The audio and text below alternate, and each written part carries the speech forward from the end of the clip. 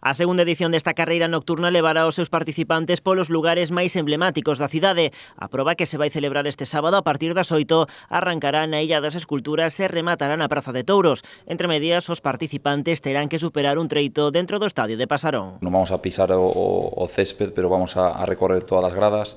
Prácticamente facemos a volta inteira do campo e, bueno, pensamos que é un atractivo de cara ao público que é importante, dentro dunha proba que é totalmente diferente, que é nocturna, pois toda a xente vai con frontales luminosos, e despois se acaba igualmente na Praza de Touros. Como no 2017, este ano os corredores tamén se terán que enfrontar a un percorrido de 14 kilómetros a través de distintos tipos de terreos e superficies, mesmo zonas de escaleiras. Como na primeira edición, a filosofía da proba mantense. O importante é que os corredores desfruten da actividade. 14 kilómetros, recorrer os lugares máis emblemáticos de Pontevedra, que ten moitísimos por outra banda,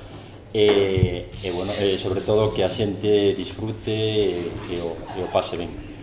Dende o Concello apuntan que este ano, ademais, a proba vai ter un aliciente especial. A Noite Pirata tamén se vai celebrar este sábado logo de ter que adiarse por mor do mal tempo. Unha vez que todos os deportistas rematen a carreira, pois está unha Pontevedra en plena festa, porque temos a Noite Pirata, porque se retrasou por mor da chuva e coincide tamén ese día.